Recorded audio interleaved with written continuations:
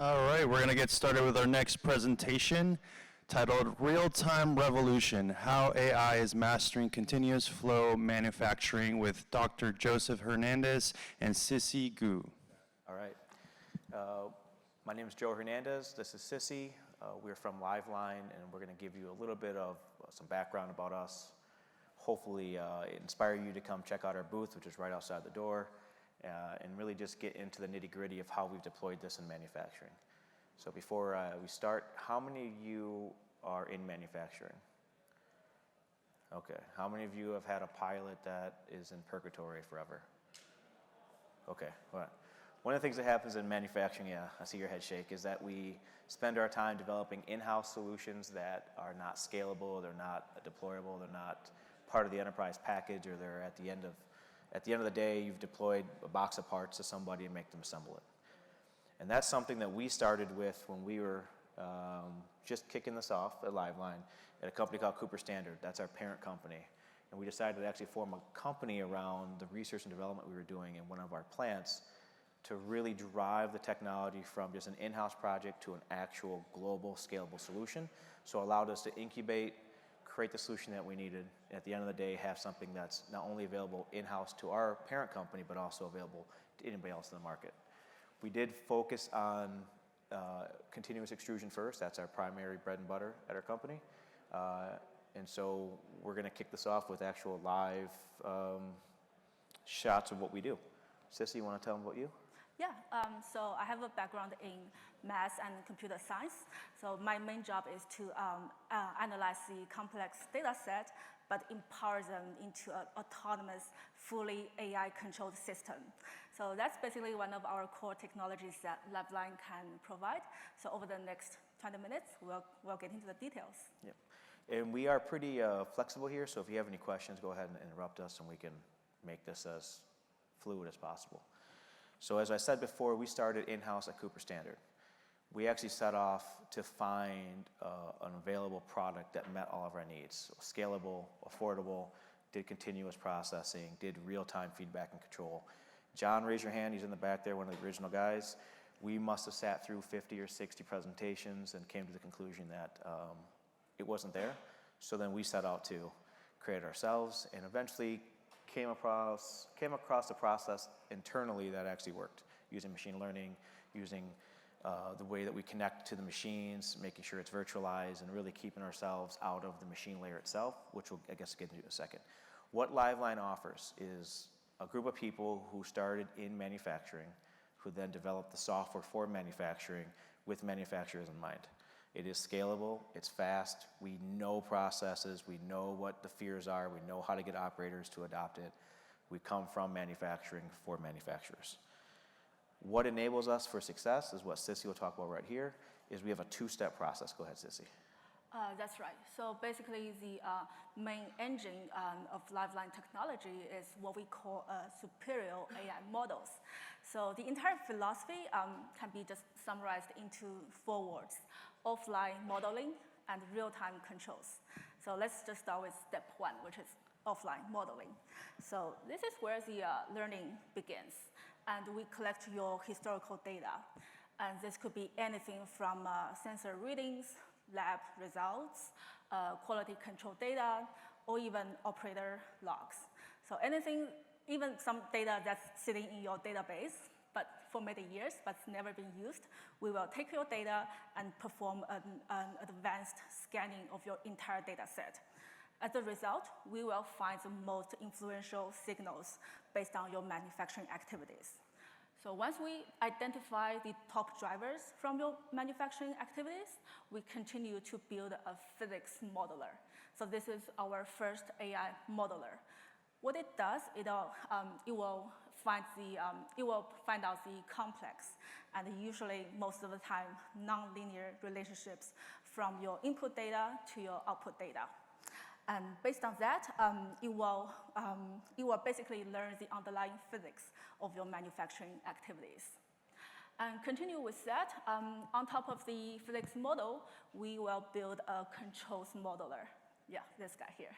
So what it does is that it will use the physics model as a virtual sandbox to learn the optimal control strategy.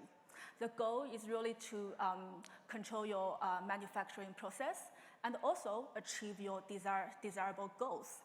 And the goals can be anything from like increasing your throughput rate, reducing scrap, enhance your product quality, or even increase CP and CPK, which is the stability indicator of your continuous process.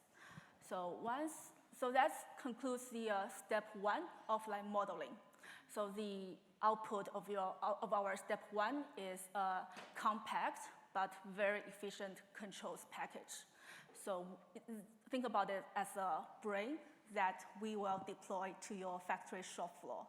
So it'll be integrated via a transport layer to your existing infrastructure, things like your PLCs, your HMIs, and other machineries.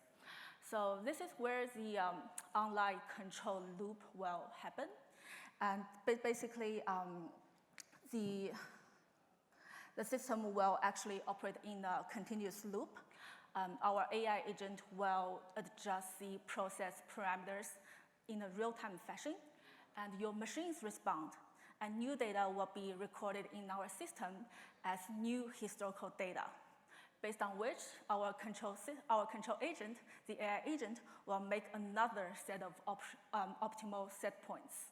So the fact that we are able to close the loop is super important because factory conditions can change continuously. But our AI agent has already taught itself to adapt to all sorts of different scenarios. One thing I would like to mention here is that our closed loop control can operate very fast. Like it can operate at approximately 1 Hertz, meaning our AI agent is able to observing the states and also make intelligent suggestions as fast as like every single second. Overall, our result was pretty remarkable. Like we can train those highly effective models with your minimum data. Usually we just need a few days of data. I mean, as long as the data pass our data quality test, of course. But once we have that, we are talking about computational time in terms of hours, not weeks or not even days. And one last thing I want to mention here is that we totally understand that things can evolving continuously from the manufacturing productivities. And yet, we used to be a victim of that, and I'll explain why. So think about it. You get new materials from a new supplier, and you have like new product designs. So in fact, any factors that can change the underlying physics would actually impact the performance of our physics model. But the good thing is that we have developed a stable in-house MLOps framework, which means that we will automatically identify the drifting factors from your manufacturing activities. And based on that, we refresh our model very quickly, just in terms of hours. And those models will accommodate the new conditions. So that's why we said our models can adapt itself for continuous updates from your line. If you go to the next page. All right, so what Sissy was talking about was our proprietary 2-step here. So we have seen in the past that we can get up and running in as little as 3 weeks. Now that's not a guarantee, that's if you're ready for it. Now I think we talk about, what does AI mean? That's really the far end of the curve. What really the focus of week 1 or actually any type of pilot that we do is getting you digital.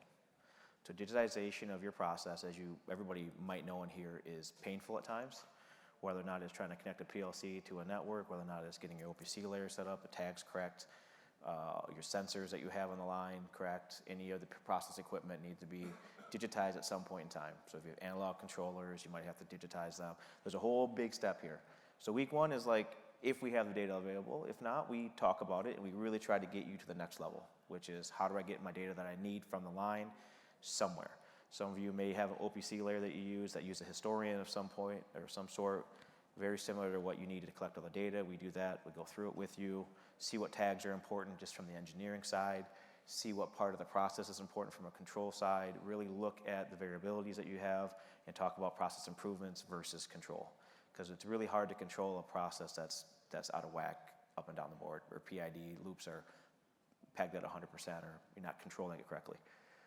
The second part is what Sissy was talking about, which is the adapting. So we've taken all of your knowledge, so the knowledge of your process engineers, your operators, everything you've said is important to your line, all your historical data and some of your real-time data that's coming in now, and we build those models. After those models are built, we go through that with you, make sure that you're ready to go, make sure that what it's suggesting it should do is actually what you want it to do, and then make sure we have all the guardrails in place. One of the things that we've built into it, because we are from manufacturing, is a whole series of guardrails. So AI can do whatever it wants to, but there are physical limitations to your machine. Like you can't ramp something from 0 to 100, you can't put your oven at 1,000,000 degrees, right? So there's all these steps that we have in place to protect you from just the process side. Once all that's in place, we run it in ghost mode or recommendation mode, in which we say, hey, this is what we want to recommend. Do you think this makes sense to you? If not, let's train the model again or check it again. Once that works, we hit the go button and we control your line. It's a virtual operator. It is running your line just like the operator would, probably much faster, without any type of opinion. So it's running it based on the physics, not based on what they think the button should do, right? Whether or not they should bump it 1 RPM or 2, this is bumping it as it needs to real time, and it's taking into account the physics that you have in the line. So if you're having material issues or if you're having any type of oven issues, it is adjusting for those real time and not guessing. Once that is in place and they're controlling it real time, we are monitoring that. We are looking at all the data streams, and then we give you the ability to alert on it, to pull the consoles up where you want to remotely, to get the process engineers involved, the operators involved. What we have seen once we put in automation mode is that the operators are then free to do additional high-value tasks, right? They're able to go and make sure material's coming in, make sure they can clean, do PMs, do whatever they need to do outside of trying to just control a line in firefighting mode every day, especially like a variable product, right? That's having some issues with fluctuations because of the oven or whatever it is. We will adjust for that as needed within our controls. So real world example, I set up a parent company. Right here you're seeing a very complex part. We do sealing extrusion at Cooper Standard. So this profile has, we'll just say 2 extruded types of rubber on it, so it's curing in line. It's got different types of viscosity coming through, different extruders, different volumes coming through the line. From the extruder head to the measurement device is maybe 100 meters. So they are running up and down this line trying to get to the measurement and cut ends, doing a quality check, then running to another HMI to try to change that, and then once they do that, it's been 30 minutes plus to get that. Because we came in and we're using their feedback control, which happens to be profilometer, we're getting real-time measurements that's linked to these extruded profile shapes here. We then put in place our controls that mimic what the operator would do, and we're doing it in real time. So we are constantly checking it every second, and we are monitoring and updating it as we need to in the process line until it gets back down to the measurement system to make sure that we have both the open loop control of prediction plus the closed loop of what actually happened to make sure that we validated what those changes are. From there, that loop runs, and the operator, again, is free just to make sure there's material coming in and do the other things in the line. I don't want to say, labor reductions, because that's not what this is about. This is about enabling the workforce to do more or do more with the workforce that really hasn't been trained in. So if you have, new operators coming in, they're able to get started fast on the line, do it, and then learn the culture and learn the process along the way while still making good parts. Additionally, it lets you do more with less. So if it's hard to find labor, we've had some plants that are running 1 line with 2 people.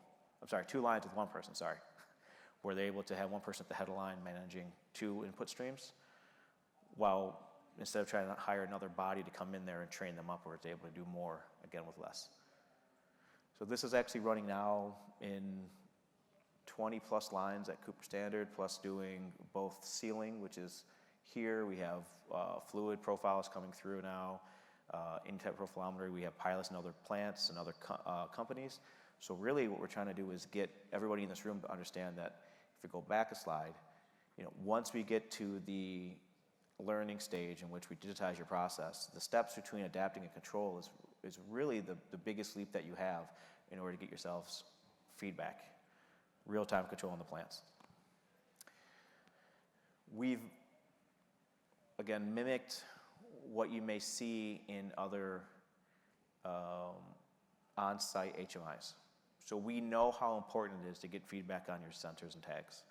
So we have developed those same screens to make sure that if you're early in digitization process, you have the availability to look at the screens that you would see maybe in a more mature plant or manufacturing site.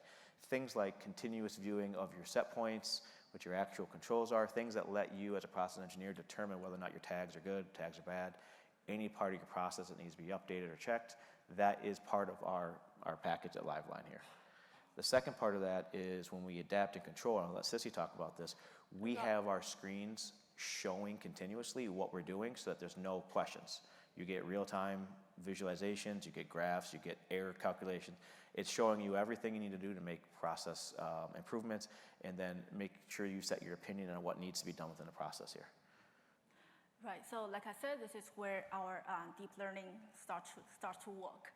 So we train a deep learning neural network based on the critical signals that we identified from the previous stage, and then build the complex neural network to predict the outputs that you are interested in. So so here's one example. If you look at the yellow line, which is the actual observation of a key dimension. But you can tell the data is very noisy because it's coming from a profilometer with inherent equipment limitations. So what can you really expect? But nevertheless, our physics model was able to filter out noise and just predicted what the true values would be. And this is, again, critical because you don't want your either human operator or our virtual operator to respond to the noise, because that will probably cause overreaction. Rather, you want your human operator to respond to true values, because that represents the meaningful actual change that you should really pay attention to. So as you can see, our prediction, the green line, is nearly identical to the center of the actual raw sensor data, which just demonstrates that our system is capable of predicting the outcome in a fairly accurate way. And again, this will allow us to augment inline measurement and also verify that the physical profilometer are working properly. It's not just like giving us predictive insights. What's more important is that it will actually issue predictive alerts to the operators. And depending on your line speed and total travel distance, we try to maximize the response time that we can give to the operator, allowing them to prepare for upcoming disruptions if there's any.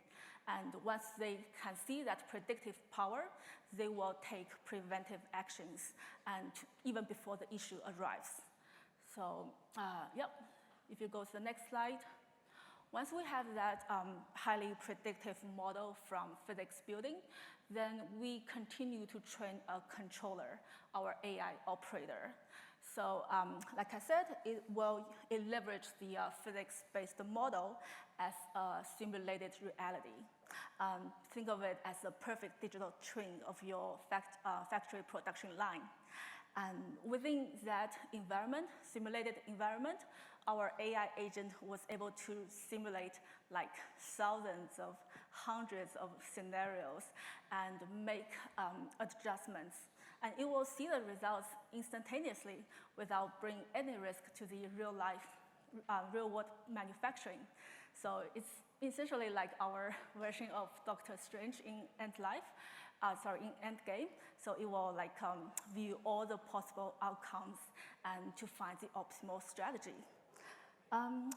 Once that's done, our AI agent will suggest optimal operational set points. So it will give recommendations to things like screw RPM, bare zone temperature, pressure, that type of things.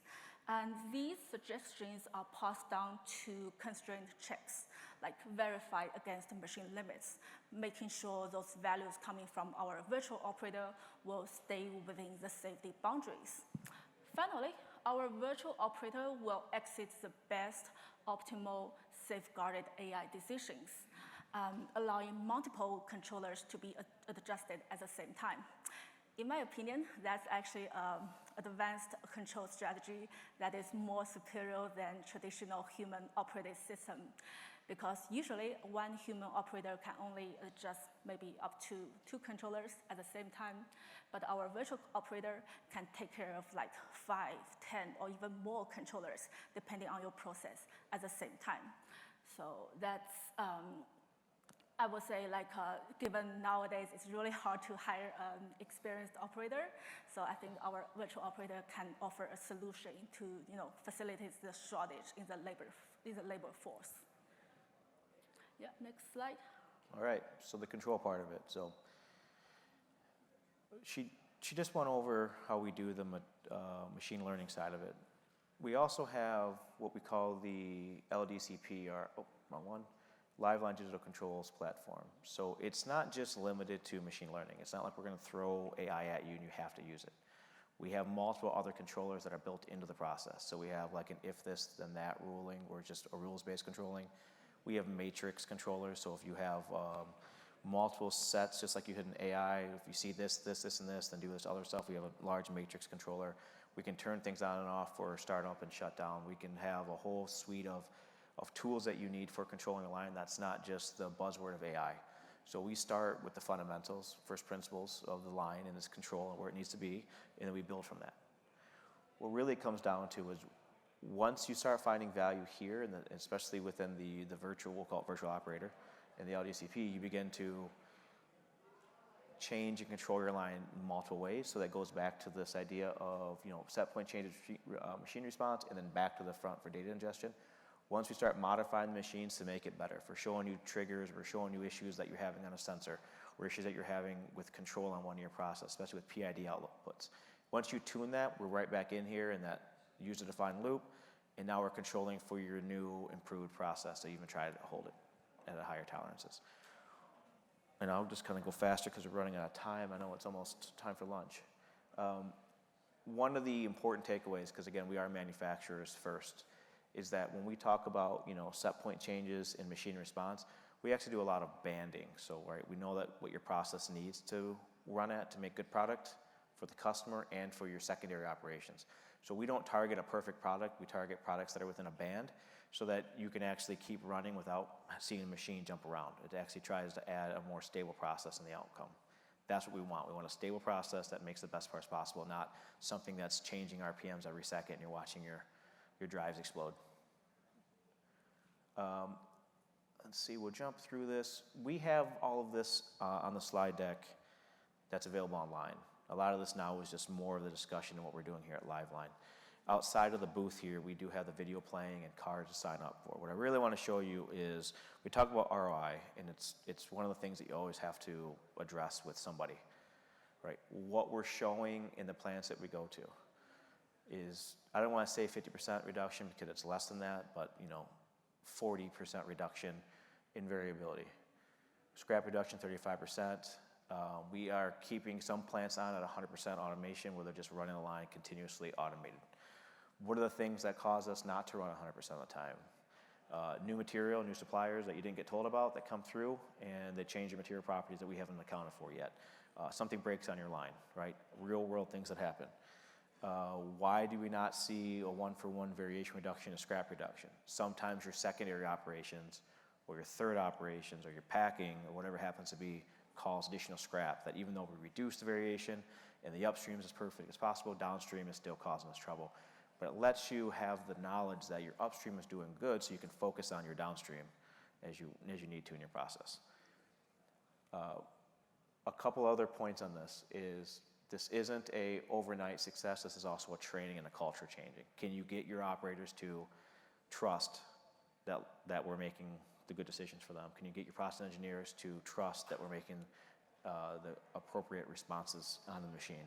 Once that cultural change happens, you see the adoption rate much higher. So with that, I will just jump over to the last slide really, and any questions? We'll just do that. We have 5 minutes left and I want to answer questions.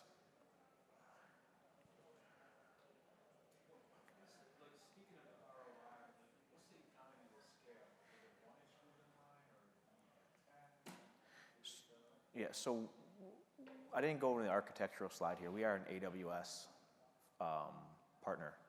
So we have we'll call it the power of the cloud behind us. So when we talk about scaling, you end up with a data connector that can do, multiple lines at a time, 10, 20 lines of just data.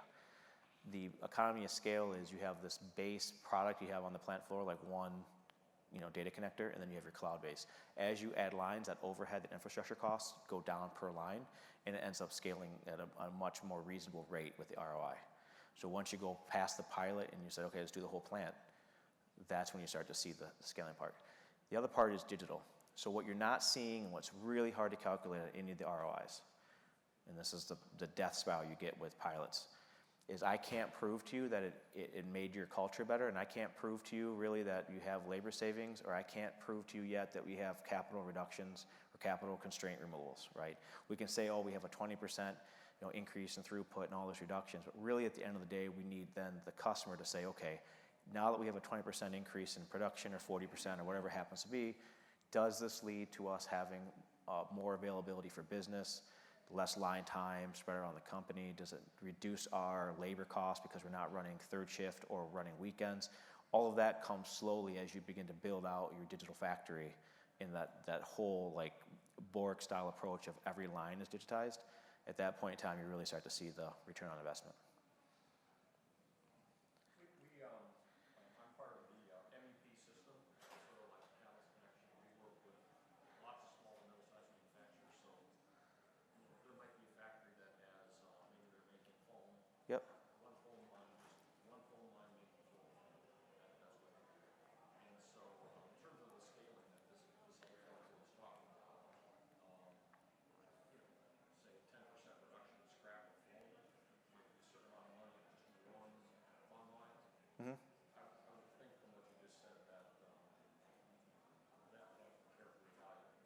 Yes. Because there's a pretty much big upfront cost to develop a model. There is, and what we've done with our ML Ops is that we're not a big data company, we're like a big compute. So a lot of time is spent getting your data ingested, getting it into the format we can use, and then modeling it first before any of the other compute and stuff happens, before we deploy the lines. There's a couple of reasons. First is we have to make sure that it's actually controllable.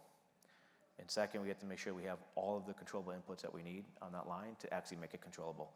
So let's say you don't have a downstream output on your tensioner or on your wind. We may need that for control, right? And once we get to that point, then we come back and say, okay, you've added all these things now, your process is now improved. Do you want to do controls, or do you want to stay just digital with our displays? Because what we offer is digitization with displays and screens, and then we'll offer the controls and reporting and alerting and all those additional things that you may want, but don't necessarily need depending on your process. I'm not saying don't buy our controls, I'm just saying, we are not here to sell you a big old package of stuff. We're here to work with customers to try to get them digitized.